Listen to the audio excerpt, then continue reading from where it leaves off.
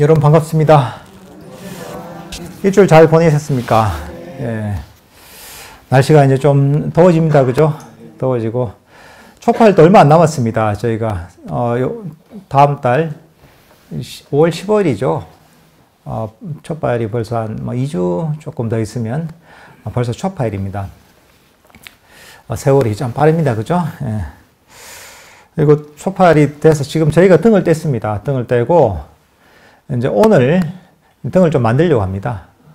그러니까 한번 끝나고 시간 나시는 분들은 등 한번 만들어 보세요. 좋습니다. 재미도 있고. 그래서 저희가 끝나고 뭐 간단하게 먹고 이제 오후에는 저희가 연등을 만들 예정입니다. 시간 나시는 분들은 참여해서 좀 도와주시면 좋을 것 같아요. 오늘은 법구경 8장 1천의 장입니다. 제가 한번 읽으면서 법회를 진행하겠습니다. 의미 없는 1000마디 말보다 들어서 평온해지는 의미 있는 한마디 말이 더 낫다. 의미 없는 1000개의 식구보다 들어서 평온해지는 의미 있는 1개의 식구가 더 낫다. 의미 없는 100편의 식구를 말하는 것보다 들어서 평온해지는 한마디 진리의 말씀이 낫다. 1000마디 말이나 1000마디 식구 또는 100편의 식구라도 그게 별 의미가 없는 것이라면 그보다는 그 한마디를 들어서 마음이 평온해지는 이런 말이 훨씬 낫다는 겁니다. 이 사실 우리가 다양한 가르침을 듣고 다양한 얘기를 듣습니다. 그죠? 근데 그런 다양한 얘기나 다양한 가르침들이 어떤 효과가 있느냐 이게 중요합니다. 그 가르침을 들어도 오히려 우리 마음을 혼란스럽게 만들 수도 있고 우리 마음을 헷갈리게 만들어서 오히려 우리에게 고통을 가져올 수도 있고 때로는 그냥 우리의 시간을 낭비하게 만들 수 있는 것이고 그 말이나 어떤 가르침들 책이나 이런 것들이 보면 그게 줄 수 있는 그 효과가 다 다릅니다. 그죠? 근데 이제 부처님의 이 가르침 자체는 기본적으로 최고의 효과를 가르쳐오는 말이고 가르침인 겁니다. 부처님의 가르침은 단순하게 우리가 철학적으로 사고할 거리를 만들어주기 위해서 제시한 것도 아니고 취미를 위해서 이 가르침을 주신 것도 아닙니다. 이건 아주 실질적인 목적이 있는 가르침입니다. 부처님의 모든 가르침은 바로 괴로움이라는 소멸의 목적을 위해서 이 가르침을 주신 겁니다. 이게 아주 실용적인 가르침입니다.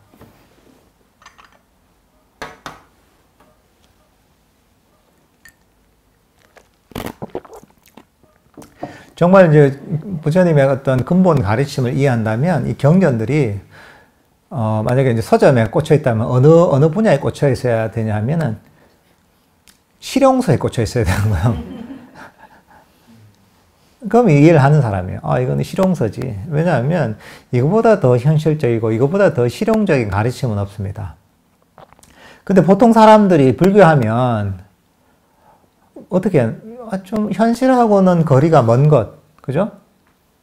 우리 삶하고는 좀 동떨어져 있는 좀 고상한 것, 왠지 구름을 밟고 다니는 듯한 이런 느낌이 있죠. 불교의 가르침이. 그러니까 들어도 뭔가 좋은 것 같은데, 깊은 것 같은데, 알 것도 같고 모를 것 같기도 하고, 뭔가 맞는 얘기 같은데 손에 잡히지도 않고, 그렇단 말이죠. 근데 원래 불교의 가르침은 그런 게 아닙니다. 그거는 불교의 본질을 이해하지 못하기 때문에 그런 식으로 접근하는 겁니다. 불교는 아주 실용적인, 그다음 우리에게 이익을 주는 겁니다. 여기도 얘기하는 들어서 마음이 편해진다고 하죠. 이 가르침은 우리 마음의 괴로움을 없애고 우리 마음을 평온하게 만들어주는 가르침입니다. 괴로움을 없애고 우리 마음을 행복하게 만들어주는 가르침입니다. 마음에 이런저런 문제가 있고 상처가 있고 괴로움이 있다면 이것들을 치유해주는 가르침이 바로 불교의 가르침입니다. 그래야지 불교를 제대로 이해하는 겁니다. 이게 법구경도 그렇습니다. 법구경도 어디 절에 가면 많이 틀어놓잖아요. 그죠? 법 진리의 말씀에서 틀어놓는데 근데 왠지 사람들은 그걸 그냥 단순하게 들으면 그냥 조금 마음이 편안해지고 그냥 좋은 용도로 이해하지만 사실은 그렇지 않습니다. 내용을 알고 나면 아주 이게 구체적인 괴로움을 없애는 실천적 가르침들이 다 들어가 있는 겁니다. 그 방법론들이 들어가 있는 겁니다. 사실 이 부처님의 이 가르침들은, 이 말씀들은 아까도 얘기했지만 모두 다 이 괴로움을 없애기 위해서 존재하는 겁니다. 다른 이유가 없습니다. 유일한 목적이 괴로움의 소멸입니다. 그러니까 인류 역사상 어떤 가르침, 어떤 철학이라면 철학이고 종교면 종교라고 할 수 있는데 그런 어떤 가르침들이 바로 괴로움이라는 소멸을 목적으로 해서 이것을 유일한 목적으로 해서 설해진 가르침은 없습니다. 요즘 현대 우리 마음에 대한 연구도 하고 다양한 과학 기술도 발전하고 있지만 이런 것들도 괴로움의 소멸이라는 그 유일한 그 목적을 위해서 생겨나고 또 이 괴로움을 완전히 이해해서 이 괴로움을 뿌리 뽑는 이런 어떤 가르침들이나 이런 기술들은 없습니다. 그러니까 현대의학이나 과학에서 우리 뇌에 관해서 연구하고 마음에 대해서 연구하지만 거기에 대해서 많이 이제 연구를 했죠. 뇌과학 이런 것도 되게 발전하고 해서 하지만 문제는 뭐냐면 몰랐던 어떤 내용들을 많이 알게 되죠. 뇌의 구조, 우리가 의식의 어떤 나름의 원리나 구조에 대해서 이런 어떤 이해가 많이 생기게 됐죠. 하지만 그거하고 괴로움의 소멸하고는 별 관계가 없다는 게 문제예요. 뇌과학책을 아무리 읽어도 괴로움이 안 사라집니다. 똑같아요. 여러분들이 무슨 옛날에 철학책을 많이 읽어도 괴로움이 안 사라집니다. 머리만 오히려 복잡해져요. 그러니까 지식이 는다고 해서 그거하고 괴로움의 소멸하고는 아무 관계가 없어요. 과학기술이 발전한다고 해서 그거하고 괴로움의 소멸은 아무 관계도 없어요. 부처님 당시하고 비교해서 지금 지식이 얼마나 풍부해졌습니까? 세상에 대한 또는 이런 인간에 대한 지식이 얼마나 풍부해졌습니까? 비교할 수 없을 정도로 이 지식의 총량이 늘어났습니다. 하지만 괴로움은 어떠냐? 괴로움이 이 지식이 늘어난 만큼 사라졌느냐? 반대입니다. 오히려 더 커졌습니다. 이게. 본질적으로 별 차이가 없어요, 사실. 왜?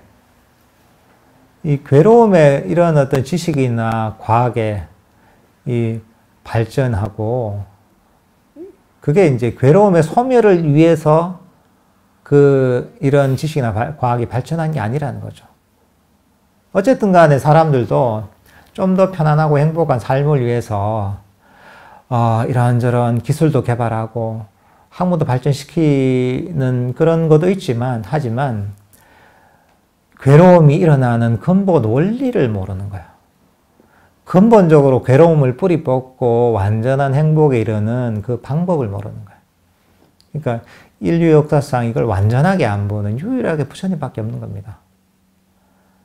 비교할 게 없어요, 이게. 그러니까 이 가르침, 이 진리의 말씀이 너무나 중요한 겁니다. 왜냐하면 너무 차별성이 있거든요, 이게. 딴 데는 없습니다, 이게. 그리고 딴 데 비슷하게 하더라도 근본적으로 원리를 몰라요.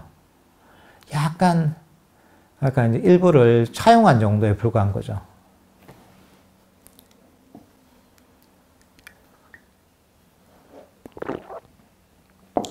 그러니까 여러분들이 이제 불교를 공부할 때 또는 경전을 볼 때,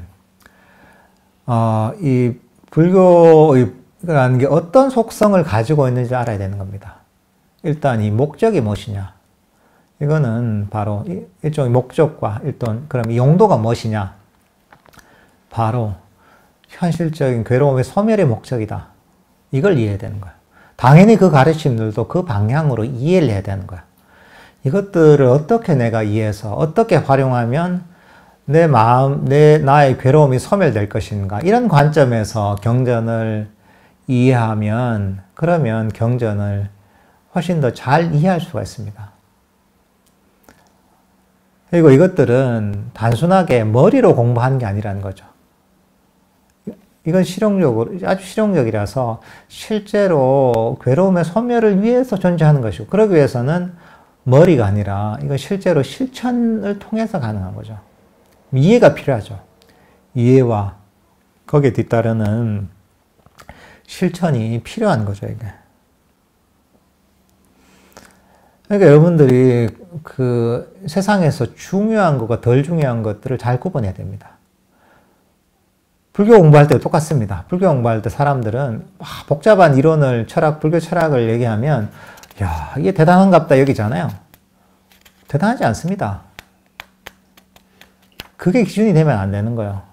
내가 몰랐던 거 너무 복잡하고 치밀한 어떤 이론을 막 얘기한다. 이러면 들으면 와, 대단하다 싶잖아요. 근데 여러분들 그 기준으로 보면 안 되고 이게 정말 얼마나 나의 괴로움의 소멸이 도움이 되는가 그 관점을 봐야 되는 거예요. 사실은 부처님의 근본 가르침이 가장 단순합니다. 가장 심플합니다. 후대로 갈수록 더 복잡해지고 철학적이 되고 거대한 뭐랄까 이론 체계를 세웁니다. 아주 치밀한. 근데 부처님의 근본 가르침하고 그런 엄청난 불교 복잡하고 아주 치밀한 불교 철학하고 비교를 해보잖아요. 이론적으로는 이게 뭐 공부하면 나름의 지적인 즐거움이 있죠. 막 끼워 맞춰지는 그 느낌 있죠. 수학 공부하듯이. 하지만 그걸 공부한 사람들은 두통이 생깁니다. 부처님 가르침 공부한 사람들은 두통이 사라집니다. 괴로움이 사라집니다. 그 차이가 있습니다. 모르는 사람이 읽어도 부처님 근본 니까야 이런 걸 보면 마음이 좀 편안해지고 마음이 쉬워져요. 근데 복잡한 불교 철학 뭐 이런 공부를 하다 보면 머리가 치근치근 아파요. 왜냐하면 부처님의 이 가르침은 복잡한 이론 체계를 만들어서 막 그 논리적이고 치밀한 이론을 만드는 게 목적이 아닙니다. 이거는 이게 실용서라 했잖아요. 바로 현실적인 괴로움의 소멸을 위해서 존재하는 겁니다. 그러니까 이거 한마디 우리가 교경에 한 구절을 읽더라도 이걸 어떻게 적용시켜서 내 마음을 평화롭게 만들까? 내 마음의 괴로움의 원인을 없애고 마음을 행복하게 만들까? 이 관점에서 읽어야 됩니까? 이걸 어떻게 써먹지? 이렇게 생각해야 되는 겁니다.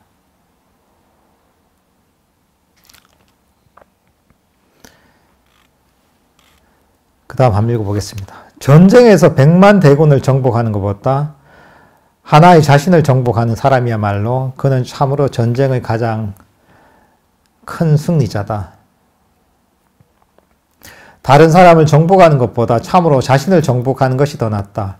자기를 다스린 사람, 항상 절제 속에 살아가는 사람, 데바, 간다파, 마라와 브라하마 신도 모두 이와 같은 사람의 승리를 패배로 만들 수 없다. 전쟁에서 100만의 대군을 정복하는 것보다 자기 자신을 정복하는 사람이 가장 큰 승리자다라고 하는 겁니다. 사실 이제 석가모니 부처님께서도 처음에 태어났었을 때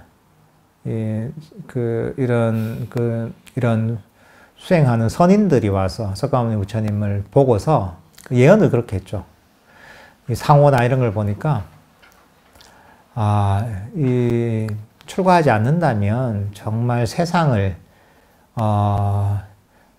무력이 아닌 법으로서 정복하는 전륜성왕이 될 것이고, 만약에 출가를 한다면 부처님 될 것이다. 이렇게 얘기합니다. 근데 이분은 나중에 나이가 들어서 이제 출가를 해서 괴로움을 소멸시키는 부다가 될 것이다. 이렇게 예언을 하시죠. 근데 이 부처님도 보면 어차피 부처님께서도 뭐 왕가에 태어나셨고 또 만약에 그런 이런저런 대단한 능력이 있기 때문에 뭐 실제로 세속에 계셨다면 대단한 말까 황제가 되었을 수도 있죠. 그렇지만 이제 출가를 하셨죠. 근데 그 이유가 뭐냐 하면 우리가 얻을 수 있는 가치가 비교가 안 되는 겁니다. 세속에서 아무리 성공을 하고 아무리 대단한 뭐 세상을 지배하는 왕이 되더라도 괴로움에서 벗어날 수 없습니다. 핵심은 그거예요. 아무리 내가 돈이 많고 아무리 권력이 있고 아무리 모든 말까 향락을 즐긴다 하더라도 그 괴로움에서 근본적으로 벗어날 수가 없습니다. 그러니까 우리가 돈이 많이 버는데 비례해서 행복해지면 좋죠. 그러면 계속 돈 계속 벌면 되지. 권력이 많은 만큼 계속 행복해지면 거기에 비례해서 그걸 계속 추구하면 좋죠. 더 행복해지니까. 근데 그렇지 않습니다. 실제로 보면 우리가 돈도 보면 수입이 한 1억 정도? 이 정도 이상을 벌기 시작하면 그때부터는, 그때까지는 이제 나름의 행복의 정도가 쭉 높아지는 경향성이 있는데, 그 이상 넘어가면 별 차이가 없대요, 보면 이게. 그러니까 우리의 욕망이라는 건 보면 채운다고 해서 끊임없이 늘어나는 게 아닙니다. 그 욕망을 채워서 그 행복이라는 게 채우는 만큼 욕망을 충족시키면 계속 늘어나는 게 아닙니다. 내가 욕망하는 게 있고, 그것을 채우자는 행복이 있죠. 그리고 나서는 그게 오래 가지 못합니다. 그럼 또 다른 걸 원하고, 그걸 또 채우기 노력하고, 또 채우고 나면 잠시 행복하지만 또 다른, 마음에 구멍이 생기는 겁니다. 끊임없이 그걸 채우기 위해서 죽을 때까지 달리는 게 우리의 삶입니다. 욕망의 본질이 그런 거야. 그러니까 아무리 많이 벌고 아무리 권력이 있고 모든 걸 누리더라도 이 감각적 욕망이 내가 그걸 많이 가진데 감각적 욕망으로 인한 행복이 내가 욕망을 채우는 만큼 내가 가진 만큼 비례해서 느는 게 아니라는 게 문제예요. 가지고 나면 딴 걸 가진데 갖고 있는 관심이 없어져요. 딴 걸 가지고 싶어요. 근데 이게 가진다고 해서 내가 어떤 걸 가진다고 해서 이 욕망이 멈추는 게 아니야. 또 다른 걸 계속 추구하는 거야. 죽을 때까지입니다. 많이 가지나 적게 가지나 그 본질은 똑같습니다. 여러분의 삶도 한번 보세요. 여러분들이 뭔가 원하는 게 있었죠, 그죠? 가지고 싶은 게 있었죠, 그죠? 야, 이것만 가지면 좋겠다. 이런 마음 들 때가 있잖아요. 지금 어떻습니까? 옛날에 내가 뭘 원했는지도 몰라요. 네. 지금도 뭐 원하는 게 있을 거예요, 그죠? 이것만 됐으면 좋겠다 하잖아요. 그 되고 나면 어떻습니까? 처음에 좀 행복하지만 좀 지나면 또 다른 걸 원합니다. 그러니까 여기 정말 이제 이 세상을 정복하는 황제라도 괴로움은 똑같습니다. 그 괴로움이 있고 온갖 문제들이 생깁니다. 그래서 보면 그 순치 왕제가 보면 좀 특이한 왕제예요. 보면 황제 하다가 막 도망가서 이제 그래가 출가하고 뭐 이래요, 이게. 근데 이분이 이제 그 유명한 좀 개성이 있거든요. 시가 있거든요. 그거 보면 야, 세상에서 내가 황제로 살면서 하루도 이렇게 마음 편하게 산 적이 없다. 이런 얘기가 나와요, 이게. 너무 이런 어떤 황제로서 살면서 얼마나 걱정을 많이 해야 돼요. 다른 적군이 터들어오지 않나, 누가 반란을 일으키지 않나, 나라에 문제가 없나, 온갖 신경을 다 써야 된단 말이죠. 그러니까 그 황제는 황제 나름의 고충이 있는 거죠. 농사꾼은 농사꾼 나름의 고충이 있는 것이고, 학생들은 학생들 나름의 고충이 있는 겁니다. 다 각자의 괴로움이 있습니다. 근데 이게 그냥 중생들이 가질 수밖에 없는 본질적인 괴로움이에요. 왜냐하면 이게 욕망에서 오는 거야. 욕망을 일으키면 뒤따라오는 게 괴로움이 일어나는 거야. 그러니까 우리가 부처님의 기본 가르침에 사성제의 가르침 있잖아요. 사성제의 가르침이 있는데 이게 뭡니까? 괴로움의 법칙과 괴로움에 벗어나는 법칙을 가르치는 게 이 사성제입니다. 보통 사람들의 삶, 중생들의 삶은 뭐냐면 고성제, 집성제입니다. 괴로움, 첫 번째, 괴로움에 관한 진리죠. 두 번째가 괴로움의 원인에 관한 진리입니다. 괴로움도 그냥 일어나는 게 아니라 원인이 있으니까 일어나는 거야. 그 원인이 뭐냐? 가래다, 욕망이다, 탐진치라고 하는 겁니다. 한마디로 더 원하는 게 기본, 그 욕망이, 그 갈증이 바로 괴로움의 원인인 겁니다. 근본적으로. 그러니까 이 갈증은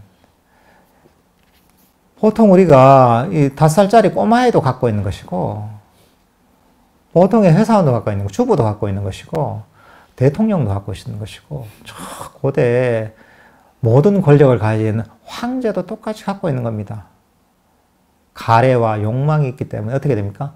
괴로움이 일어나게 됩니다. 괴로움 종류는 다 다르죠. 괴로움이 일어나게 돼 있는 거예요, 이게.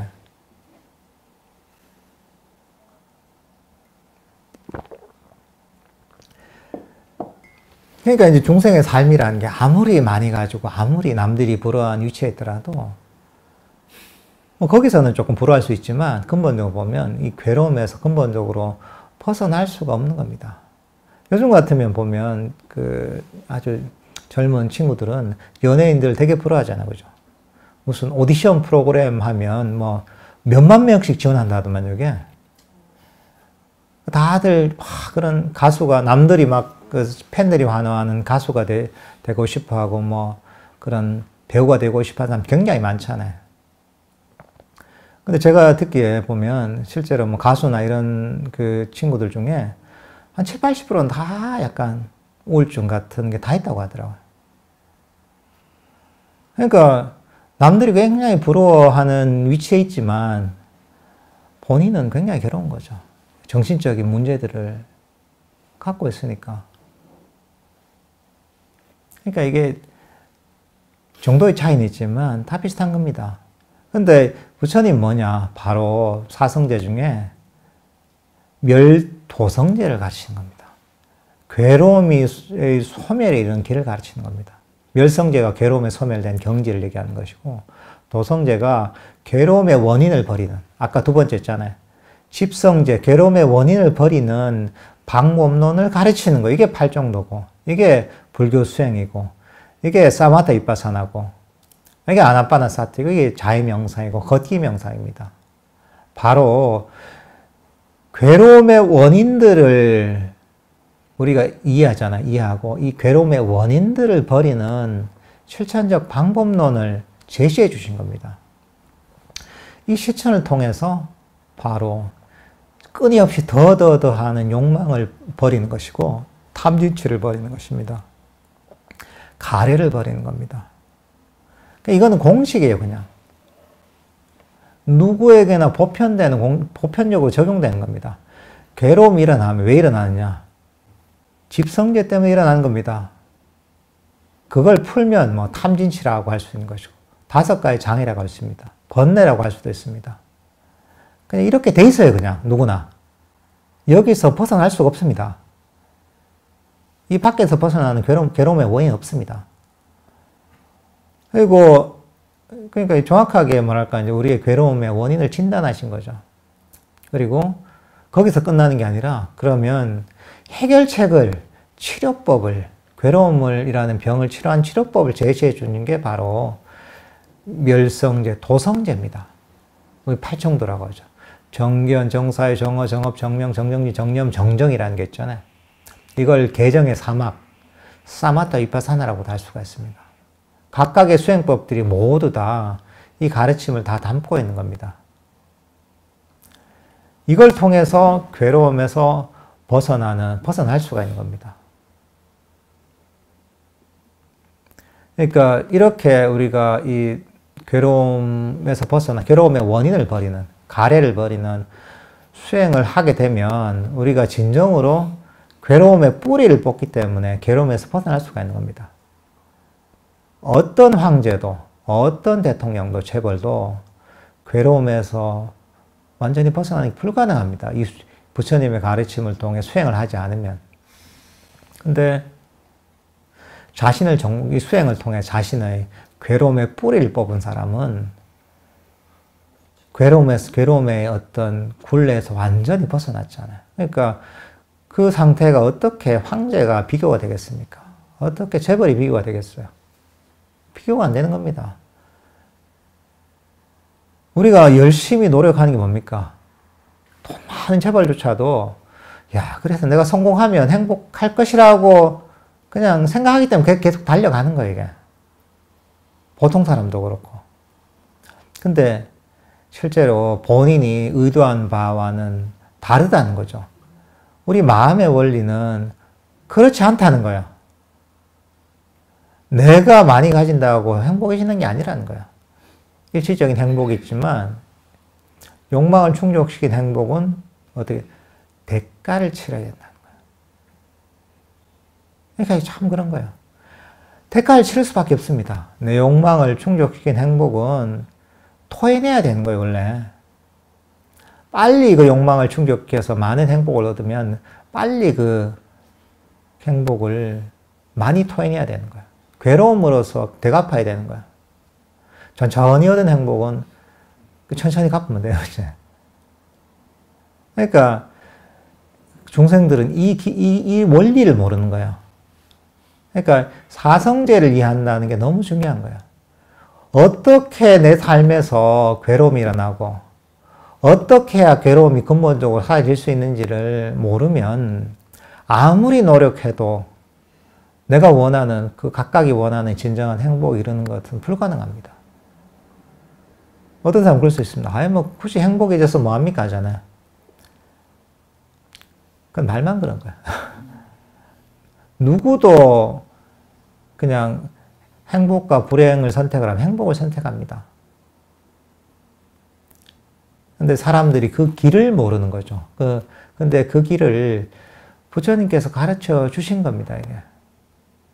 근데 이 길이 보면 이해하기 힘든 게 세상 사람들이 보통 가는 길하고 다른 거예요. 반대로 가는 거예요. 세상에서는 어떻습니까? 좋은 게 있으면 좋은 게 있다. 욕심이 내서 이게 움켜쥐려고 하잖아요. 근데 불교에는 그게 아니에요. 불교에는 움켜쥐고 얻으려는 그 욕심이 괴로움의 원인이라고 보는 거예요.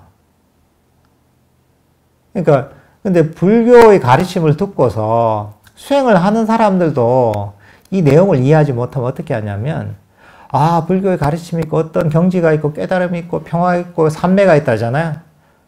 좋은 게 있으니까 얻어야지 이런단 말이죠. 잡아야지. 세상에서 내가 돈을 더 벌어야지. 성공을 해야지. 좋은 물건을 가져야지. 이거나 똑같이 내가 이걸 성취해야지. 마음의 평화를 얻어야지. 삼매를 얻어야지. 치혜를 얻어야지. 그렇게 움켜쥐려고 합니다.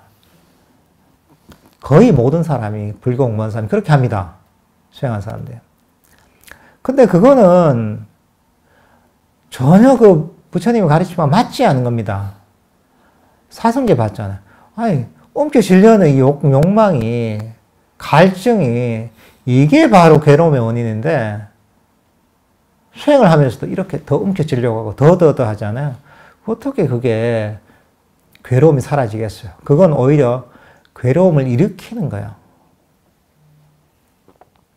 그러니까 이게 너무 기본이면서도 너무 중요한데 사람들이 이걸 모릅니다. 불교 공부하는 사람조차도. 참선한 사람들도 다 더 하면서 더 갈증을 일으키는 거예요. 열심히 하는 사람일수록 더 그렇습니다. 불교 수행을. 더 합니다. 근데 그게 뭐야? 사성제 돌아가자면, 집성제인 거예요, 집성제. 집성제 뭐냐? 그 갈증을 일으키는 거. 더 하는 마음. 그럼 뭐가 일어나죠? 이 괴로움이 일어나는 거예요. 법칙인 거예요. 여러분들, 이걸 잊어버리면 안 돼요. 괴로움이 일어나는 법칙과 괴로움이 사라지는 법칙이 뭔지를 아는 거예요. 이게 사성제를 이해한다는 거. 그러니까 여러분들이 더더더 하잖아요. 그러면 그 다음 뭐가 일어나지? 괴로움이 일어나구나. 그냥 기대하세요. 그냥. 그럼 됩니다. 그렇게 돼 있어요. 그 예외가 없습니다. 그러니까 만약에 여러분 괴로운데 괴로움을 벗어나려면 더더더 하는 마음을 버려야 되는 거예요. 사실 그걸 버리기 위해서 이 수행이 존재하는 겁니다. 아나파나사티가 됐든 자해명상이 됐든 걷기 명상이 됐든 무슨 부정관이 됐든 모든 게 바로 이 더더더 하는 끊임없이 그러니까 이제 욕망의 대상을 향해 달리고 그걸 쫓아가는 이 달림을 멈추기 위해서 모든 수행이 존재하는 겁니다. 이게 방향인 겁니다. 그러니까 수행법을 가지고 수행을 할 때도 이 방향을 이해하고 해야 되는 거예요. 그럼 어떻게 해야 되겠어요? 더더하는 욕심을 버리고 수행을 해야 되는 거예요. 더더하는 마음이라면 이걸 내려놔야 되는 거예요. 이게 제일 중요한 겁니다. 이 방향을 이해하지 못하면 열심히 달리는데 여기가 어디지? 하는 거죠. 여기 어디지? 난 달맞이로 가려고 하는데 어디 기장으로 달려가고 있는 거죠. 그러니까 열심히 무조건 달리는 게 중요한 게 아닙니다. 방향이 제일 중요한 겁니다. 우리가 수행을 해도 열심히 하는 건 중요하지 않습니다. 어떻게 하는가가 중요합니다. 뭘 하는가는 중요하지 않습니다. 이걸 어떻게 하느냐가 중요한 겁니다. 그러니까 이거는 뭐랄까 이제 그래서 우리는 법을 배워야 됩니다. 법이라는 게 수학 공식 같은 겁니다. 그러니까 여러분들 불자가 되면 이 금방 얘기했죠. 기본 공식을 이해해야 됩니다. 이거 뭐냐 덧셈 뺄셈 불교의 덧셈 뺄셈 불교의 구구단 같은 겁니다. 일단 이건 알아야 돼요. 이건 그냥 외우고 확실하게 넣어놔야 돼요. 이게 뭐냐 금방 얘기했던 사성제. 이게 괴로움의 법칙이 무엇이고 괴로움에서 벗어나는 법칙이 무엇인가. 일단 이걸 알아야지. 우리가 덧셈 뺄셈을 알고 곱셈 나눗셈을 알아야지 무슨 수학 공부가 시작되잖아요. 그거 모르면서 뭐가 돼요? 아무것도 안 되지. 그러니까 이 불교에 이 덧셈 뺄셈 곱셈 나눗셈이다 이렇게 생각해요. 불교의 사칙연산인 거예요. 이게. 바로 사실 이것만 알아도 여러분들 불교를 굉장히 깊이 이해한 겁니다. 왜냐하면 이게 부처님께서 깨달음을 얻고 나서 하신 첫 번째 법문의 내용입니다, 이게. 그러니까 이 말씀 뭐냐면 이게 핵심이라는 얘기예요. 당신이 깨달음을 얻고 나서 정말 핵심을 요약해서 딱 얘기하신 거예요. 그 당시에 대상들이 보면 부처님과 함께 수행했던 5명의 수행자들이잖아요. 그 굉장히 당시에 수준 높은 수행자들이라고 할 수가 있거든요. 그러니까 그분들은 딱 준비가 돼 바로 이 핵심으로 바로 들어가는 거예요.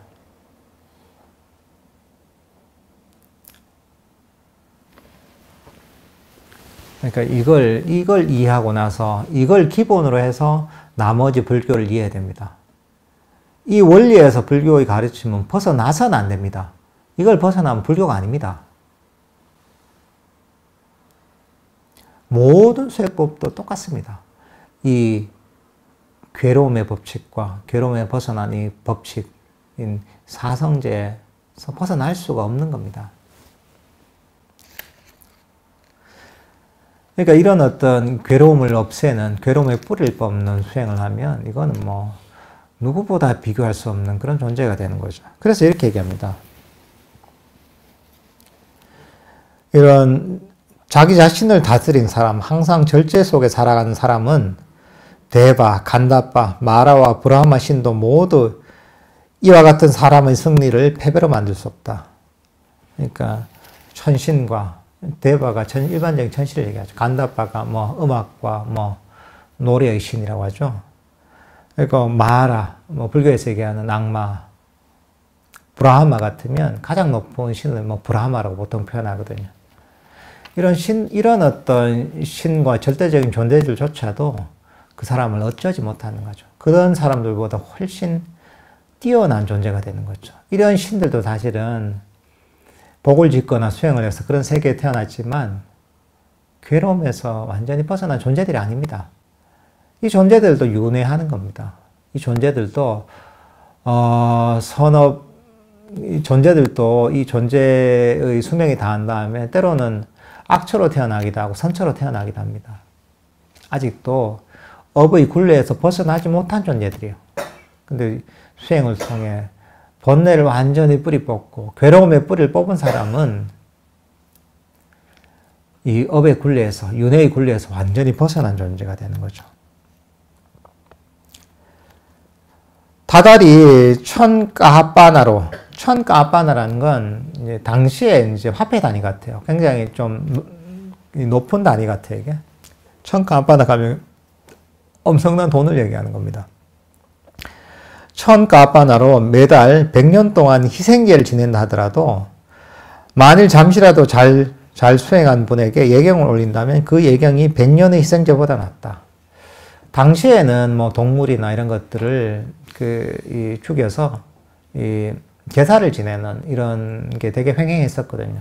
근데 그게 엄청난 공덕을 짓는 것이다 라고 생각을 했었는데 100년 동안 매달 그렇게 희생제를 지낸다 하더라도 그게 공덕이 있는 게 아니라 잠시라도 바르게 수행한 사람을 공경하고 예경하는 것이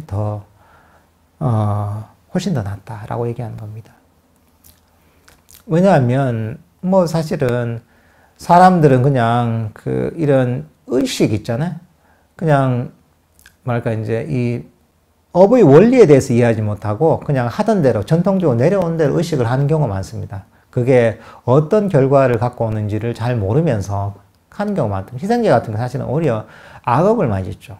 산 생명체를 그런 죽이게 되니까 오히려 악업을 쌓는데 사람들은 뭐 그냥 해왔으니까 이게 이런 어떤 희생물을 신에게 올리면 이게 복이 된다고 생각했기 때문에 그렇게 해왔던 것인데 사실은 그렇지 않죠. 그거보다는 이 수행을 한 존재 또는 마음을 닦은 분을 예경하는 게 훨씬 공덕이 된다는 거죠.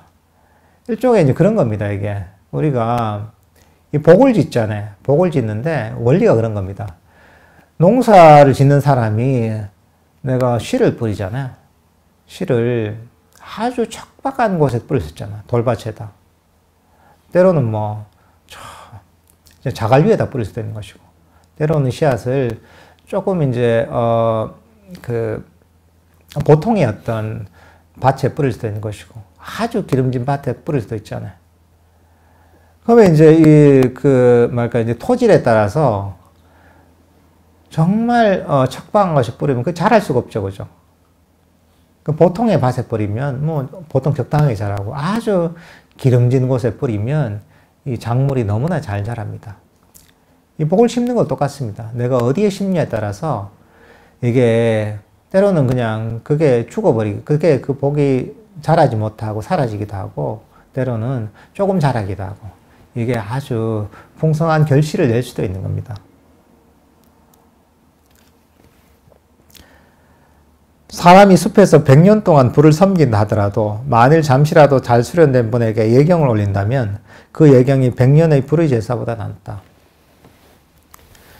옛날에는 또 이제 인도에서는 불을 섬기는 그런 나름의 이제 전통이 있었거든요.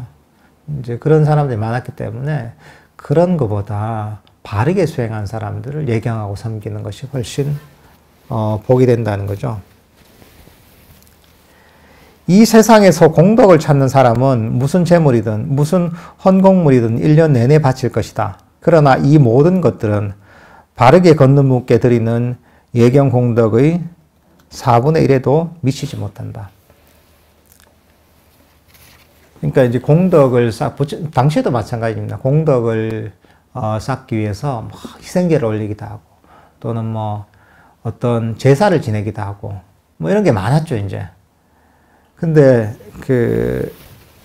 이런 공덕보다는, 그러니까 이 바르게 걷는 분, 이거 보통 성자를 얘기하는데, 이 수다원, 사다, 마나, 마란 이런 성자의 이런 괴로움을 소멸시킨 또는 번뇌를 뿌리 뽑은 이런 분에게 공덕을 올리는 것이 훨씬 대단한 것이다 라고 하는 거죠.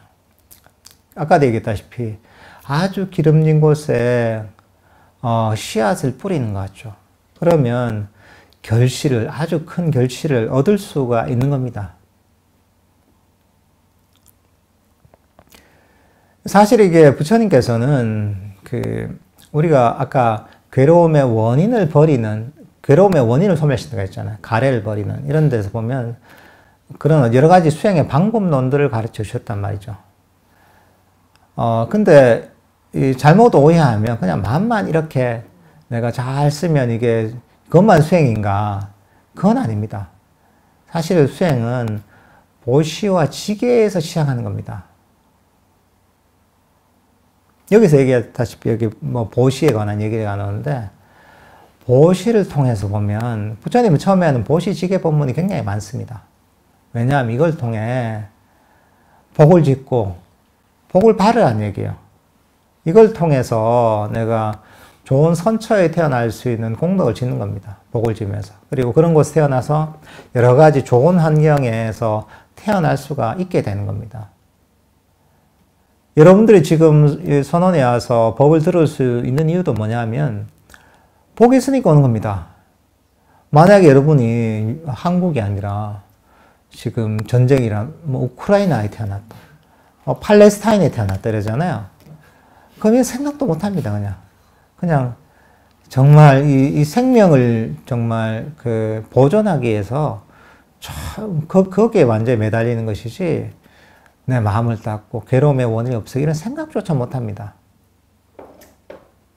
지금은 보면 그런 여러 가지 이 한국에 태어났고, 또 불교를 만날 수 있는 나름의 불교적 전통이 있는 곳에 태어나셨고, 또 이제 불교를 만날 만한 또 인연이 있고, 그것도 자기가 심어야 되거든요. 그리고 그 인연이 있어도 이렇게 시간을 내서 법회에 올 수 있고 법을 들을 수 있는 나름의 여러 가지 조건과 여유가 되잖아요. 근데 그 조건을 가지는 게 여러분 쉬울 것 같지만 굉장히 어려운 겁니다. 근데 그게 보시지게를 잘 해야 됩니다. 복을 쌓아야 됩니다. 그리고 그러면서 이게 이제 인연이 되고, 수행의 인연이 되고, 또 내가 수행을 만나도 수행을 편안하게 할 수 있는 나름의 여유와 조건이 되는 겁니다. 이거 자체가 어떻게 보면 내 걸 놓아버리는 훈련이기도 합니다. 놓아버리면 훈련이기도 합니다. 그러니까 이게 사실은 불교 수행의 시작입니다. 그리고 그 다음에 이걸 통해 보시하고 지게하고 하면서 그 다음에 법을 듣고 이해를 하고 좀 더 본격적인 수행에 들어가는 겁니다.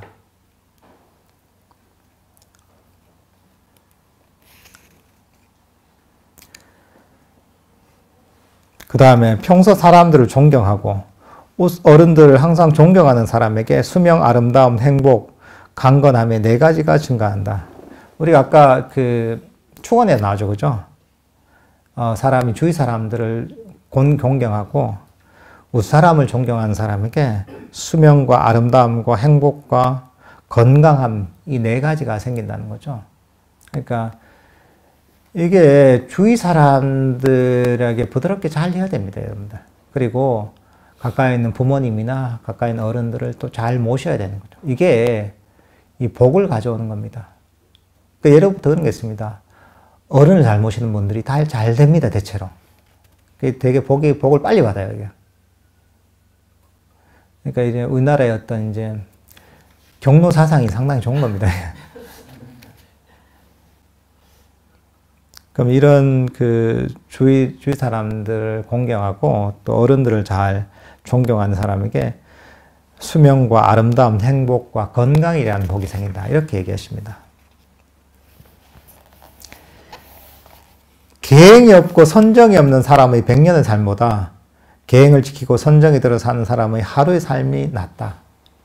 그러니까 계행과 선정이라는 수행을 하는 거죠. 이렇게 하루를 사는 게 그런 게 없이 100년을 사는 것보다 낫다는 거죠. 왜냐하면 100년을 그냥 살잖아요. 그럼 이게 본인이 그런 법에 대한 지혜가 없고 그런 실천을 못 하잖아요. 그러면 내가 좋은 원인을 별로 못 쌓습니다. 선업을 별로 못 쌓아요, 이게. 그러면 그런 거죠, 이게. 우리가 오래 100년 동안 일을 한다고 치는데 계속 마이너스가 나요. 마이너스 100만 원, 200만 원 이렇게 될 수도 있는 거죠, 이게. 근데 그게 아니라 하루를 일하더라도 하루에 뭐 1000만 원을 벌 수도 있는 것이고, 그죠? 하루에 100만 원을 벌 수도 있는 것이고, 우리가 이 선법을 실천하는 계행과 선정을 닦는다는 게 보면 우리에게 아주 좋은 선법을 쌓는 겁니다. 우리 마음을 좋은 쪽으로 개발하는 겁니다. 우리가 행복한 방향으로 마음을 개발하는 것이기 때문에 이게 잠시 하더라도 큰 공덕이 있는 겁니다. 이게.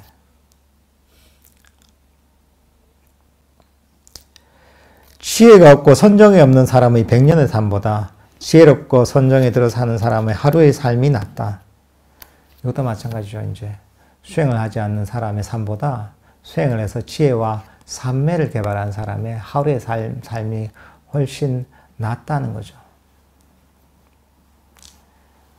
그러니까 이 사실은 우리가 이 세상 일이 똑같지 않습니다. 다 가치가 있습니다. 가치가 다릅니다. 근데 왜 이게 이 부처님 법을 자꾸 닦으라 하냐면 이걸 닦는 게 가치가 어마어마하기 때문입니다. 왜냐하면 사람들은, 중생들은 계속 이 끊임없이 괴로움을 일으키는 원인을 쌓습니다, 그냥. 끊임없이 그 괴로움의 굴레에서 벗어나지 못하도록 스스로 계속 습관적으로 그렇게 살아가는 겁니다. 근데 법을 배워서 지혜와 삼매를 닦으면 바로 그 반대로 가는 겁니다. 괴로움에서 벗어나는 길로 향하는 겁니다. 그러니까 이게 비교할 수 없는 경지인 거죠, 이게. 게으르고 무기력한 사람의 100년의 삶보다 열성적이고 굳건한 사람의 하루의 삶이 낫다. 그러니까 게으르고 어리석은 사람, 무기력하고 어리석은 사람으로서 오래 살면 그 쌓인 게 뭡니까? 안 좋은 업만 쌓입니다. 부정적인 업만 쌓이는 거죠. 그게 많이 쌓이니까 그게 결국은 본인에게 해로운 것이고, 이게 그만큼 쌓인 만큼 더 괴로움이 생기는 거죠. 근데 수행을 아주 정기를 열심히 하고 굳건하게 사는, 잠시라도 그렇게 산다면 그게 그 사람에게 이익이 되는 거죠. 사실 우리의 삶이란 게 습관이 우리 삶을 지배합니다. 이게 굉장히 중요합니다. 그러니까 우리가 그냥 보통 살아가는 거는 내가 그냥 습관적으로 살았기 때문에 계속 그렇게 살아갑니다. 중생들의 습관이 있습니다. 중생들 중에 좀 좋은 습관을 가진 사람이 있고 좀 안 좋은 습관을 가진 사람이 있죠. 좀 좋은 습관을 가진 사람들, 뭐 세상을 좀 더 잘 살아가게 되죠. 안 좋은 습관을 가진 사람들 사는 게 조금 힘들죠. 근데 이 부처님의 가르침, 이 불교 수행은 완전히 정신적 습관을 완전히 바꾸는 겁니다. 괴로움의 원인들을 계속 버리는 습관을 기르는 겁니다. 끊임없이 가래를 버리는 훈련을 하는 겁니다. 정책 습관을 완전히 바꾸는 겁니다. 그렇게 습관을 바꿔서 살다 보면 삶의 방향이 완전히 달라지는 겁니다. 정신적 세계가 개발되는 방향이 완전히 달라지는 겁니다. 이게 뭐냐? 이 길은 괴로움에서 벗어나는 길인 거죠. 마음의 문제가 해결되는 길인 거죠. 진정한 평화를 위한 길로 가는 거죠. 이렇게 우리는 훈련을 통해 정신적 습관을 바꿔야 되는 겁니다. 그냥 되는 게 아니라 점진적인 훈련이 필요한 겁니다.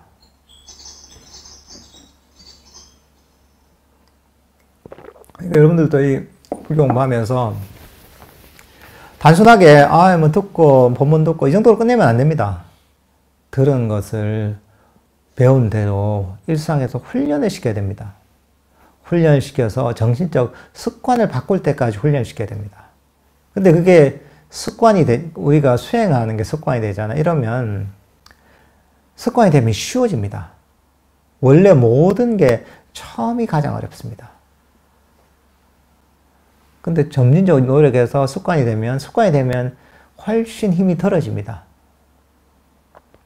그러니까 우리는 괴로움에서 벗어나는 좋은 습관을 계속 연습하고 있는 겁니다. 수행하면서.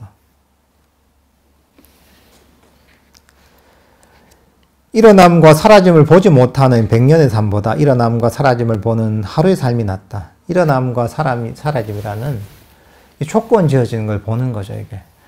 이게 내 삶이 무상하구나.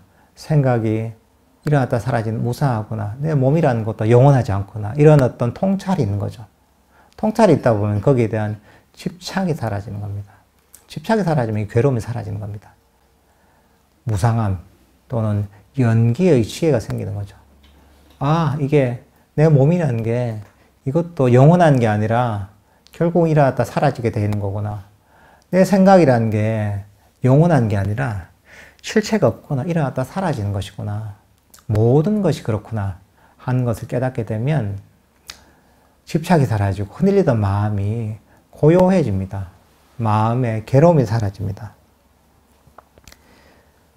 이렇게 이제 지혜가 있는 사람이 보통 사람의 100년의 삶보다 낫다는 것이고, 불사의 길을 보지 못하는 사람의 100년의 삶보다 불사의 길을 보는 불사의 길을 보는 사람의 하루의 삶이 더 낫다. 이 불사라는 게 열반을 얘기하죠. 당연히 열반을 깨달은 사람의 하루의 삶이 열반을 깨닫지 못한 100년의 삶보다 훨씬 나은 거죠.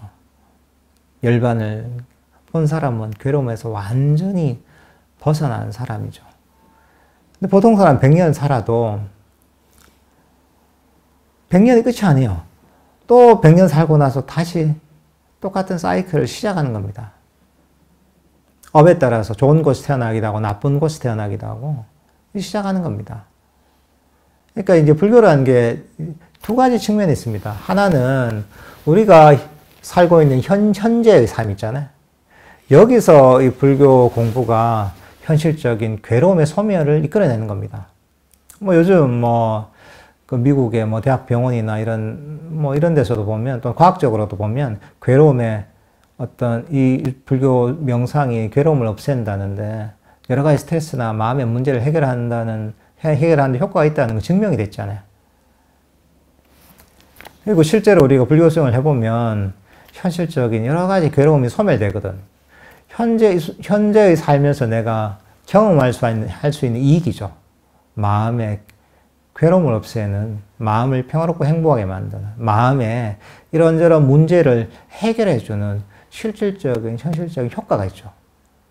이것만 해도 사실 우리는 할 만하죠. 왜냐하면 이거보다 더 그런 이익을 주는 게 없기 때문에, 이 불교 수행보다. 근데 여기서 사실 그치는 게 아니에요. 이거는 우리 삶이라는 게 일회성이 아닙니다. 업에 의해서 중생들은 다시 태어나게 됐습니다. 그래서 끊임없는 어떤 삶의 순환을 거치는 겁니다. 이 생에서 다음 생으로, 다음 생에서 그 다음 생으로 계속 이어집니다. 그러면서 선처에 태어나기도 하고 악처에 태어나기도 하고 이러면서 온갖 괴로움을 겪게 되는 게 중생의 삶입니다. 부처님께서 사실 그걸 보셨기 때문에 법을 설해 주신 겁니다. 아니면 금생에 한 80년 동안 고생하면 끝난다 이러면, 부처님 굳이 힘들게, 당신도 가르침을 몇 년 동안 하셨죠? 45년 동안 가르쳤잖아요. 굳이 그렇게 하실 필요가 없어요. 한 80년 정도야. 좀 고생을 해도 그래봤자 끝나니까 괜찮다고. 내버려 두셨을 것 같아요. 굳이 힘들게 그러지 않고. 근데 그게 아니라는 거죠. 끊임없이 우리가 이 윤회의 굴레 속에서 끊임없이 어두운 곳, 밝은 곳에 계속 태어난단 말이죠. 근데 여기서 근본적으로 벗어날 수 있는, 이런 괴로움에서 근본적으로 벗어날 수 있는 그 가르침을 주신 거죠, 이게. 이거는 지금 현재의 삶 속에서 우리를 괴로움에서 건져주는 가르침이기도 하고, 좀 더 길게 보면 시작 없는 과거부터 지속되던 윤회의 고통에서 우리를 건져주는 가르침인 거죠. 이게 참 그러니까 놀라운 겁니다.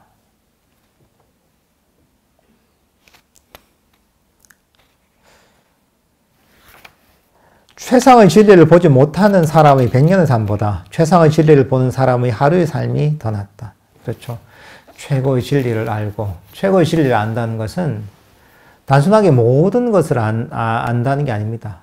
이게 바로 괴로움을 완전히 소멸시켰다는 거예요. 그러니까 불교의 가르침은 이걸 이해해야 돼요.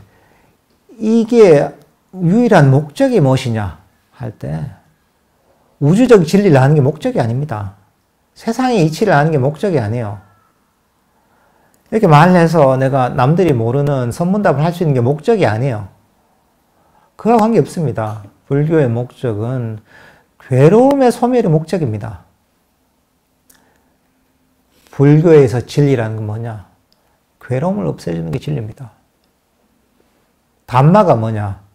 괴로움을 없애주는 게 담마입니다. 지혜가 뭐냐? 괴로움을 없애주는 게 지혜입니다. 그러니까 이 궁극적인 목적을 알면 이 목적을 위해서 다른 게 존재하는 거예요. 이게 모든 가르침이.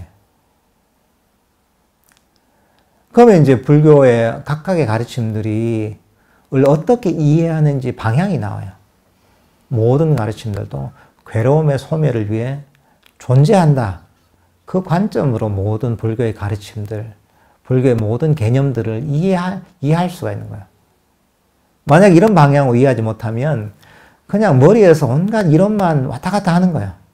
실제로 그 가르침이, 그런 어떤 이론이 어디에 쓰이는지를 몰라요, 보통. 그러니까 이 불교의 그 기본 구조를 이해하고 원리를 이해할 필요가 있습니다. 아까 얘기했잖아요. 바로 이 괴로움의 소멸이라는 목적을 위해서 부처님께서 이 사성기라는 괴로움이 일어나는 법칙과 괴로움이 소멸되는 법칙을 가르치셨다는 것. 사실 이걸 확실하게 이해하고 있으면 여러분이 불교 공부하는데 헷갈리지 않습니다. 불교 수행하는데 어떤 방향으로 어떻게 해야 될지 헷갈리지 않습니다. 그러니까 이런 부분들을 잘 이해하고, 아까 말씀드렸다시피 이게 불교의 덧셈 뺄셈이다. 불교의 곱셈 나눗셈이다 라고 생각하시고 이건 잊어버리면 안 됩니다. 예. 오늘 본문 이 정도로 하고 제가 질의응답을 받는 시간을 갖도록 하겠습니다. 편안하게 뭐 질문하시면 됩니다.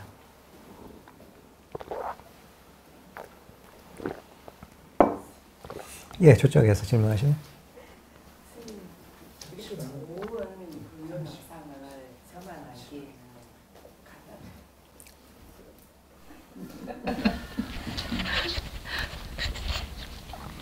스님, 이렇게 좋은 불교 명상을 저만 수행하기에는 너무나 감사한 일인데, 예. 이거를 주위에 있는 사람들한테 너무 좋은 걸 알기 때문에 전하고 싶은데 어떻게 하면 전할 수 있고, 한편으로는 제가 잘하면 따라오겠거니 하고 생각은 드는데 제가 아직 잘하기에는 너무 부족하거든요. 그래서 어떻게 이 법을 전하면 도움이 될 수 있을지. 예, 근데 이제 내가 하는 거하고 남들한테 이걸 전해주는 것도 별개의 문제잖아요. 결국은 받아들이는 사람이 어떻게 받아들이느냐의 문제잖아요. 예. 그러니까 기본적으로 그렇습니다. 우리가 이해해야 될 게 내가 원한다고 이루어지는 건 아니잖아요. 그러니까 모든 일들은 불교에서 얘기하듯이 조건 지어지는 거거든요. 이런저런 조건이 맞았을 때 내가 원하는 대로 되는 거거든요. 근데 만약에 법을 좀 전해줬으면 좋겠다는 사람들이 뭐 정말 공부할 만한 의지가 있고, 때로는 관심이 있고, 또는, 보살님 얘기했을 때 그걸 충분히 받아들일 수 있는 상황이면 사실 되지만, 그렇지 않으면 그게 안 되거든요. 그걸 잘 봐야 되는 거예요. 이 사람이 관심 있는가. 내가 얘기했을 때 잘 받아들이고 이런 걸 잘 봐야 되는 거죠. 내 생각만, 좋은 의도만 가지고 되는 게 아니죠. 좋은 의도 플러스 현실에서 그 사람에게 적용되는 나름의 원리가 있잖아요. 그 사람이. 뭐 성향이랄까 또는 뭐 그런 게 있기 때문에 이런 것들 잘 봐야 되는 거죠. 그리고 그게 또 한편으로 또 본인이 또 수행을 잘하면 또 그게 또 사람들이 좋아 보이잖아요. 좋아 보이면 또 배우고 싶어 하는 것도 있잖아요. 그러니까 한편으로는 사람을 보고 이게 잘 받아들일 사람 같으면 얘기를 해주는 거고, 아니면 인연이 아닌갑다. 아무리 내가 하고 싶어도 참아야 되는 거죠. 그리고 뭐 만약에 그렇다면 그냥 본인이 그냥 열심히 하면서 그 사람이 보살님 보고 좋아 보이면 또 물어보겠죠. 그러니까 남들을 사실은 내가 내 뜻대로 안 되기 때문에 한계가 있습니다, 이게. 그러니까 인연이 있어야 되는 거예요, 뭐든지. 수행하는 인연이 있어야지 할 수 있는 것이지, 아니면 쉽지 않은 거죠. 그러니까 할 수 있는 만큼 해보는데 반응을 안 보세요. 너무 관심이 없는 사람한테 얘기하지 마시고, 관심 있어야 되고, 그리고 아니면 관심이 크게 없다면 본인이 그냥 꾸준하게 열심히 하시면 또 그걸 보고 또 주위의 사람들이 또 관심을 가질 수도 있죠. 예. 근데 불교 수행이 근데 쉽지는 않습니다, 보통. 보통 절에 다니는 분이 많아도 절에 다니는 분들 보면 알 겁니다. 주위에 도반들이 많잖아요, 그죠? 생각보다 없죠, 그죠? 수행할 사람이. 생각보다 없습니다. 관심이 많더라도 막상 하려고 그러면은 자기 욕망 채우는데 그게 너무 그리고 이게 보면 좀 이해하기 쉽지 않은 측면이 있습니다. 보통 우리가 뭐 절에 다니 기도하고 이러면 기도하면 되잖아, 그죠? 경전 공부하면 들으면 되잖아, 이게. 오히려 불교대학 정도까지 쉬워요. 기도하거나 불교대학 듣는 것까지는 누구나 할 수 있어요. 근데 이거는 듣는 게 아니라 들어서 이해하고 그 다음 이걸 실천해야 돼요, 마음으로. 근데 마음을 가지고 이렇게 보통 쓰지 않던 마음을 쓰잖아요. 쓰지 않던 식으로 마음을 훈련시키는데 이 감이 없어요, 사람들이. 그게 좀 쉽지 않은 부분이에요. 이게 들으면 좋은데 도대체 어떻게 하냐 이해가 안 되는 거예요. 와닿지가 않으니까 이게 보면 오더라도 오래 못 다니는 경우가 많아요. 그러니까 이게 고도의 정신 훈련이고 정신 작용이거든요. 그러니까 수행하시는 분 대단한 겁니다. 이제 다 전생에 좀 수행을 했으니까 이걸 이해하고 하는 거지. 안 그러면 하지 못합니다, 정말. 뭐 또 주위의 분들이 또 인연이 있으면 할 겁니다. 이제. 예.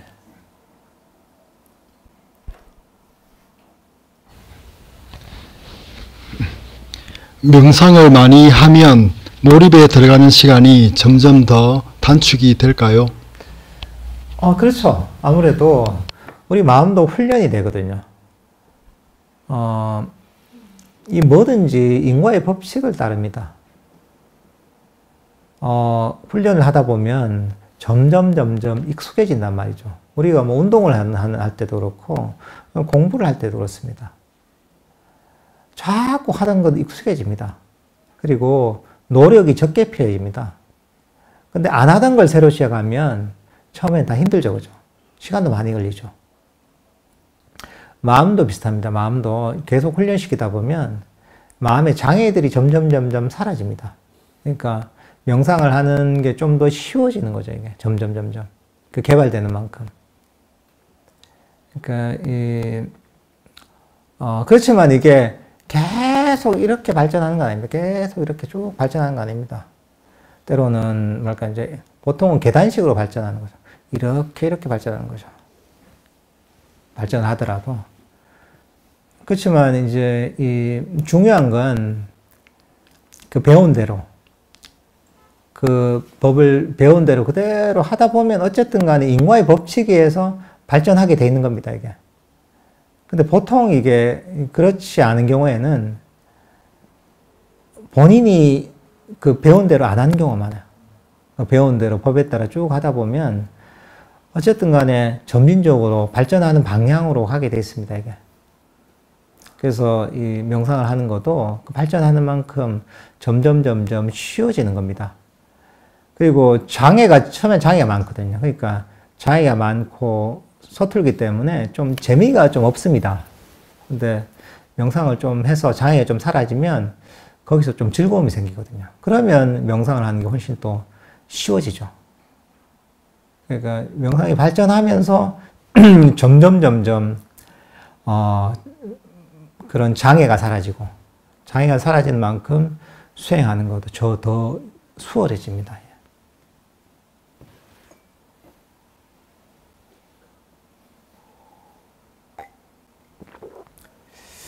예, 질문 더 있습니까? 예.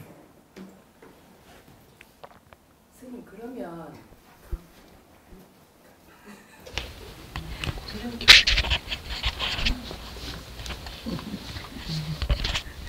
선생님, 그러면 수행을 하다가 자기 느낌에 잘 되고 있다, 안 되고 있다, 이거를 판단할 수 있는 건가요? 판단할 수 있죠. 스스로 좋으면은 즐겁다 하면은 잘 되고 있는 건가요? 본인이 알죠, 이제. 본인이 영상이 잘 되고 안 되고, 마음도 평화롭고, 좀 행복하고, 이런 걸 느끼죠, 스스로. 근데, 이제 그거는 확실하게 느끼는 거고, 본인이 알죠, 그냥 그건 뭐. 명상이 잘, 왜냐하면 좋으니까 명상이 잘 되고, 평화롭고, 행복하고, 이런 걸 느끼죠. 그렇지만, 명상이 안 될 때도 있잖아요. 번뇌도 많고. 근데, 안 된다고 해서 수행이 안 되는 게 아닙니다. 그걸 잘 이해해야 돼요. 잘 될 때는 당연히 잘 되는 거죠. 자기가 알죠. 안 될 때 있죠. 번뇌도 많이 나고. 이것도 안 되는 게 아니에요. 잘 되고 있는 겁니다. 그게. 제대로 그냥 알고서 하면. 뭐냐면 우리가 이게 운동을 배울 때가 비슷하다고 봐야 되는 거예요. 우리가 수영을 배우잖아요. 수영을 전혀 못하던 사람이. 수영장에 가서 코치한테 뭐 이런저런 수영의 기술을 배우잖아요. 배워서 연습을 하는 거죠. 연습을 하다 보면 때로는 잘 될 때도 있고, 그죠? 어떤 날은 안 될 때도 있잖아요. 그죠? 근데 안 되는 날도 그 연습이 잘 된 겁니다. 잘 된 날도 잘 된 거예요. 잘 된 거예요. 그 코치한테 배운 대로 그대로 내가 연습을 한다고 하고 있다면 때로는 컨디션이 안 좋아서 잘 안 될 때도 있고, 때로는 컨디션이 좋아서 그날 뭐 마침 여러 가지가 잘 맞아 떨어져서 잘 될 때가 있잖아요. 그것도 잘 되고 있는 거예요. 근데 안 된다고 해서 포기하는 경우가 있잖아요. 하루 갔는데 수영이 잘 안 돼. 포기하잖아요. 그러면 이제 수영 실력이 안 느는 거죠. 근데 수영이 잘 되거나 잘 안 되거나 꾸준하게 연습을 하잖아요. 그러면 시간이 지나면 그 실력이 확 느는 겁니다. 불교 수행할 때도 우리가 그게 제일 중요한 겁니다. 번뇌가 어제는 너무 평화롭게 잘 됐는데 오늘은 너무 번뇌가 나네. 난 왜 이럴까? 수행에 난 재능이 없나? 난 왜 이럴까? 이렇게 막 고민에 빠진단 말이죠. 그럴 필요가 없습니다. 이러면서 보면 스스로에 대한 악이랄까? 불만족을 가지게 되거든요. 근데 그렇게 바라보지 말고 안 될 때도 연습을 잘하고 있다고 봐야 됩니다. 우리가 이 긍정의 마인드가 있어야 돼요. 잘 될 때는 잘 돼서 좋고 안 될 때는 안 된 대로 연습이 잘 되고 있는 것이고 배운 대로 그냥 실천하는 겁니다. 항상 얘기하는 거 있잖아요. 내가 수행하는 이대로 만족하면서 하라고. 번뇌가 아니라서 쭉 잘 몰입이 되면 그대로 즐겁게 하고 거기에 만족하고 때로는 이런저런 잡념이 많이 일어나고 졸리기도 하고 이래서 너무 힘들고 몸도 아프고 이럴 때 있잖아요. 이럴 때는 거기에도 만족하다. 내가 좋은 연습을 하고 있구나. 지금 장애가 많은데 이 장애를 극복하는 연습을 하고 있구나 하면서 또 거기에서 만족하면서 하는 것이고 그렇게 계속 하는 겁니다. 이 자체가 언제든지 좋은 연습인 겁니다. 수행을 배운 대로 실천하고 있다면, 법을 이해하고 있다면 번뇌가 많이 일어나든 번뇌가 적게 일어나든 언제나 잘 되고 있는 겁니다. 그러니까 여러분 잘하려고 할 필요가 없습니다. 잘 되는 건 결과입니다, 그냥. 그럴 필요가 없어요. 중요한 거, 이게 연습을 하는 게 중요한 거예요. 잘 되고 안 되고 그거 중요하지 않습니다. 잘 돼야지 하면 욕심을 놓을 수가 없습니다. 왜냐? 아니, 아까 얘기했잖아요. 괴로움의 법칙이 뭐라 했습니까? 고집성제라고 했죠. 집성제, 원하는 게 괴로움의 원인이에요. 이게 수행의 장애예요. 잘 돼야지 원하잖아요. 그럼 그게 장애예요. 잘 돼야지 생각 없이 해야 되는 거예요. 잘 되면, 그냥 거기 만족하는 겁니다. 안 돼도, 왜 안 되지? 잘 돼야지 이런 마음은 없는 겁니다. 안 되면 안 되는 대로, 좋은 연습을 하고 있다 하고, 그대로 만족하는 겁니다. 그대로 만족하며 수행하는 겁니다. 이런 태도를 기르면 수행하는 게 훨씬 쉬워집니다. 왜 수행이 힘들어지냐? 원인이 똑같습니다. 수행이 힘들고, 수행이 좀 뭔가 괴롭고 이럴 때가 있죠. 왜 그러냐? 원인이 또 여기 있습니다. 고집성제. 괴로움의 법칙이 작동하는 겁니다. 잘 되길 원하니까 괴로움이 일어나는 겁니다. 수행할 때. 수행을 해서 마음이 평화롭기를 원하니까 괴로움이 일어나는 겁니다. 어제 했던 것처럼 내가 아주 즐겁게 수행하고 싶으니까 그런 원함이 일어나니까 괴로움이 일어나는 겁니다. 그러니까 잘할 필요 없습니다. 잘하려고 하지 마세요. 그냥 내가 하고 있는 이대로 만족하는 거죠. 그럼 결과가 저절로 나는 거죠. 그럼 그 결과에 그대로 만족하는 겁니다. 그러면 우리가 가래 없이, 장애 없이 수행을 하는 겁니다. 그러면 수행하는 게 괴롭지 않습니다. 이렇게 수행하면 처음부터 훨씬 편안하게 수행할 수가 있습니다. 근데 이게 너무, 이제, 심플한 원리거든요. 그냥 이렇게 돼 있어요. 아까 했잖아요. 수행에서 적용해보면, 고성제, 집성제잖아요. 집성제, 괴로움의 원인. 원함을 일으키면, 수행이 잘 되길 바라면, 그게 원함이잖아요. 뭐가 일어납니까? 괴로움이 일어나는 겁니다. 괴로움이 일어난다고 수행이 안 된다는 거예요. 그러면 계속 더 잘해야지, 괴로움 없이 잘해야지, 더 하잖아요. 그럼 어떻게 되겠어요? 더 괴로움이 일어나는 거예요. 그러면 괴로움 없이, 명상에 장애 없이 하려면 어떻게 해야 되느냐? 그 원함을 없애면 돼요. 버리면 되는 거예요. 이만하면 됐다. 그 원함의 반대가 만족감이야. 그러니까 이게 아주 내가 맨날 얘기하지만 심플하지만 사람들이 이 중요성을 그만큼 이해하지 못합니다. 이게 제일 중요합니다. 이 수행을 오래 한 사람도 이걸 이해 못합니다. 이걸 이해 못하면 괴로운 수행의 사이클에서 벗어날 수 없어요. 아무리 열심히 해도 더 하잖아. 말을 안 들어보면 사람들 말을 안 들어요. 해도 이게 딴 얘기는 잘 듣는데 이 얘기는 안 들어요. 그러면 그 사람은 괴로움에서 벗어날 수 없습니다. 수행하는데. 불가능한 겁니다. 아무리 뛰어난 수행자가 나와도 그건 불가능합니다. 그거는. 마음의 법칙이 그런 거예요. 그냥. 자꾸 가르쳐야 돼요. 더 하잖아요. 이걸 버려야지. 이대로 충분하다. 그냥 하는 거죠. 안 하면 안 돼. 하긴 해야 돼요. 하긴 해야 돼. 하되 욕심을 버리고 지금 이대로 만족하고 잘 돼도 만족하고 안 돼도 만족하고 잘 돼도 좋은 훈련이고 안 돼도 좋은 훈련이다 라고 얘기하는 거죠. 그렇게 수행하시면 평화롭게 즐겁게 수행을 할 수가 있습니다. 부담이 없잖아요. 그죠? 앉았는데 잘 안 돼도 되잖아요. 앉아있으면 되잖아요. 뭐가 힘들어요? 누가 잘하라고 하나? 내가 이해가 안 돼. 왜 힘드냐고 이게. 잘하라고 한 적이 한 번도 없어요. 여기서. 그냥 하면 돼. 잘 못해도 괜찮아요. 이게. 번뇌가 많이라도 괜찮아요. 막 잡념이 많이라도 전혀 관계없어요. 그럼 뭐가 문제예요? 욕심을 버리면서 하는 게 핵심이에요. 만족하면서 하는 게 핵심이에요. 그냥 그렇게 연습하는 겁니다. 예. 수행과 관련된 행복을 흔히들 많이 이야기합니다. 5가지 장애 중에 한 가지인 들뜸과 관련해서 구분되는 핵심적인 차이점에 대해서 말씀해 주시면 도움이 될 것 같습니다. 늘 감사드립니다. 들뜸 뭐요?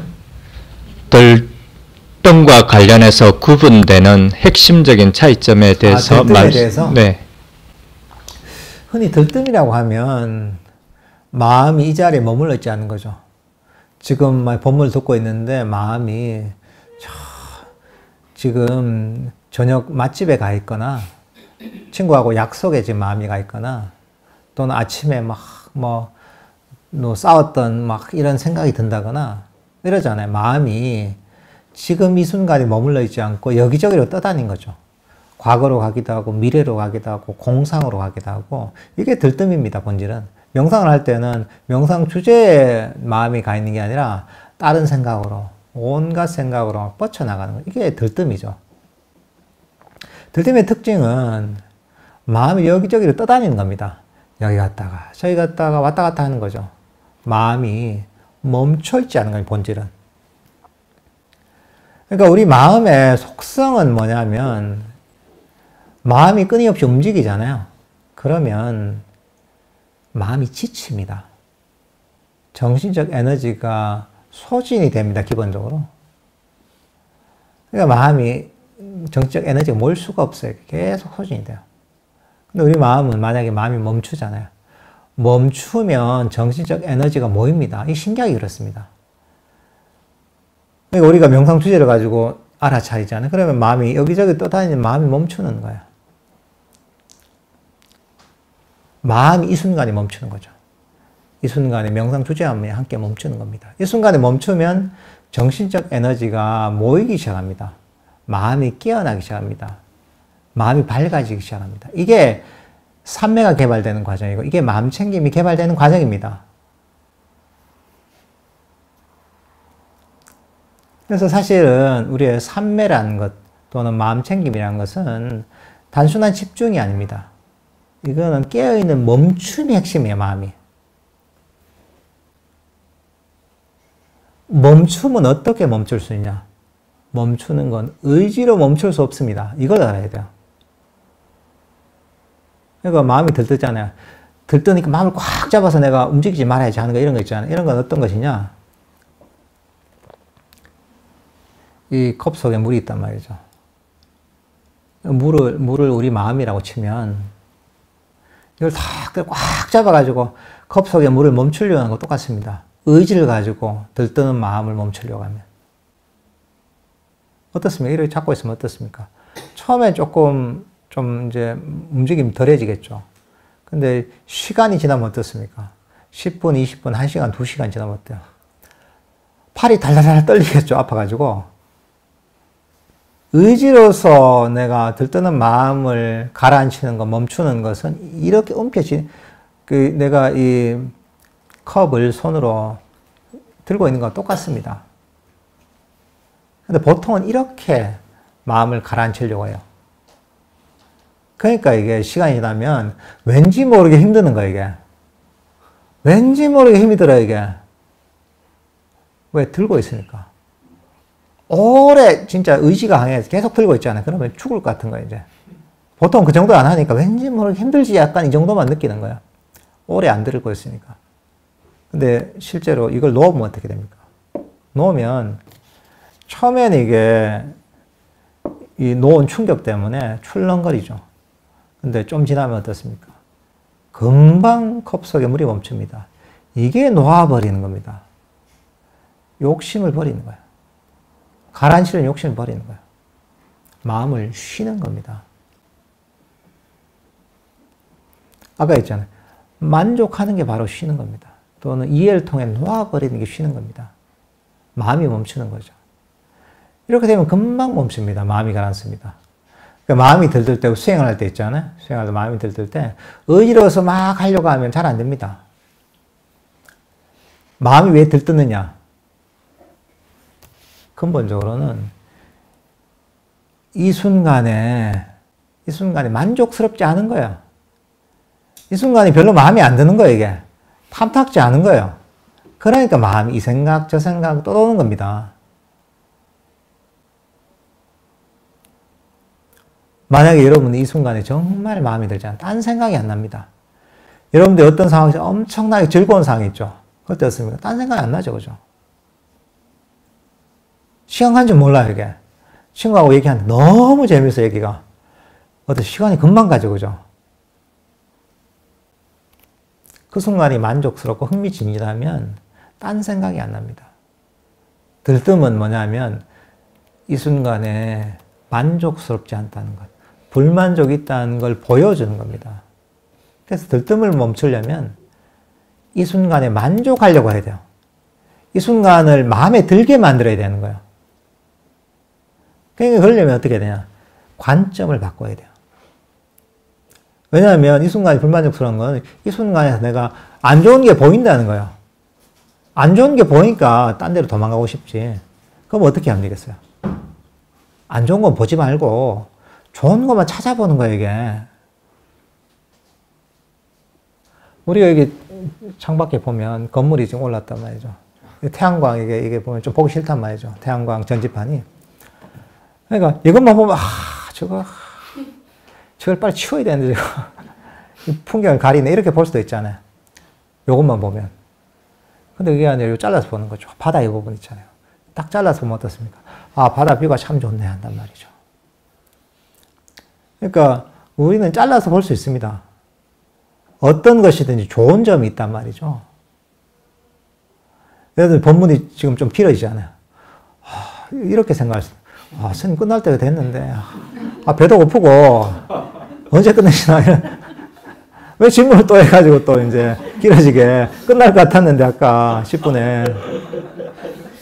이런 사람이 있을 수 있단 말이죠. 근데 이제 그럴 때인 거죠. 이게 내 현재 이 순간에 만족하지 못하는 현재에 대한 악의가 있구나, 불만족이 있구나 하잖아요. 그럼 마음이 들뜨는 거예요. 마음이 벌써 딴 데 가 있는 거예요, 그런 사람은. 언제 끝나, 이 생각만 하는 거예요, 이게. 근데 그게 아니라, 단면을 보면, 본문이 길어지니까, 한 20분이야 내가 본문을 더 들을 수 있네. 법을 듣고서 내가 밖에 나가면 이런 거 듣지도 못하는데, 그래, 온 김에 제대로 충분하게 들을 수 있는 기회가 됐구나. 이렇게 볼 수도 있다, 이런 측면. 좋은 점이잖아요. 그러니까 우리는 그렇게 의도적으로 이 좋은 점을 잘라서 볼 수가 있습니다. 좋은 점을 클로즈업 하는 거죠. 그러니까 우리 지금도 카메라도 이걸 찍고 있잖아요. 이게 아웃포커싱 기능이 되거든요. 인물만 보고 뒤에는 배경을 거의 날려버리는 거야.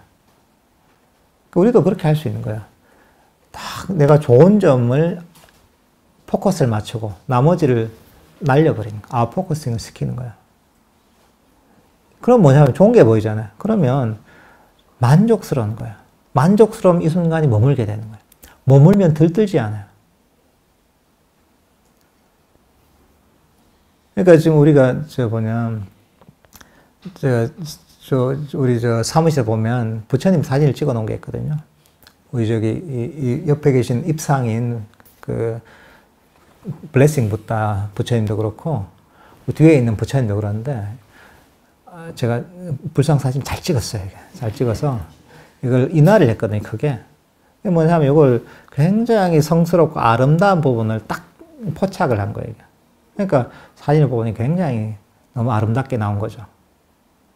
왜냐하면 이것도 우리 선원에서 가장 아름다운 부분을 포착한 거예요. 부처님의 모습, 이게 가장 아름답단 말이죠.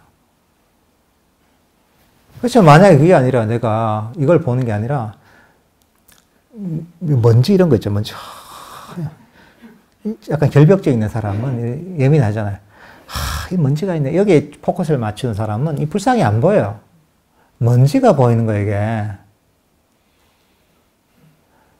그러니까 이제 우리는 선택할 수 있습니다. 우리가 인식하는 것을. 들뜸을 갈아치우는 가장 좋은 방법은 현재 이 순간에서 좋은 것을 보려고 하는 거예요.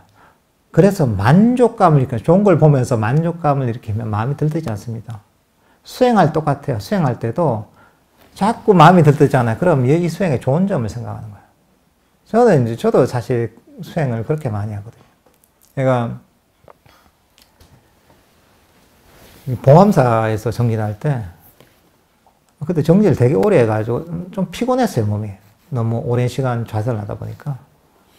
그러다 보면 조금 힘들게 할 때가 있단 말이죠. 졸리기도 하고 힘들기도 할 때.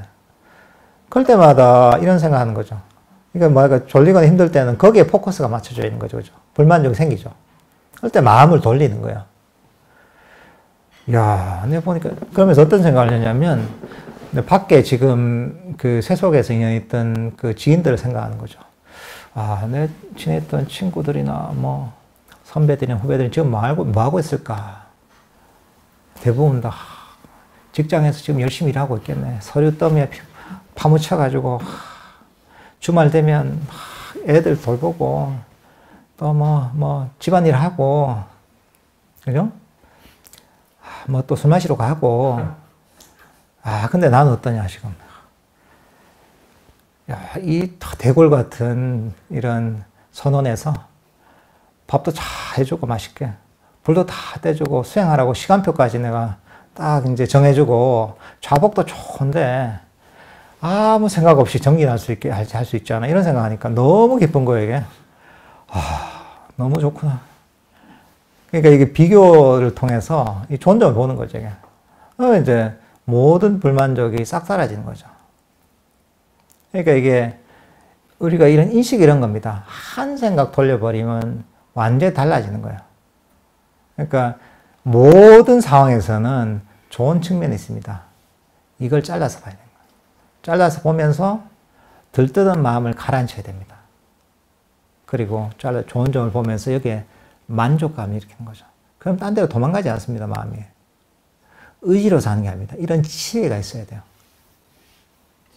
네.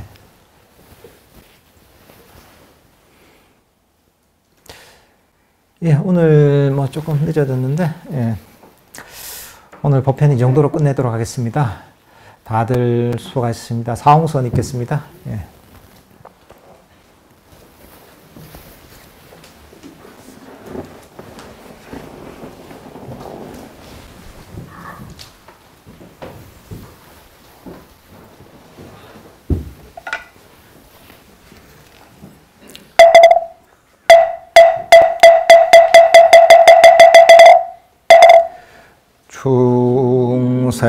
중생을 다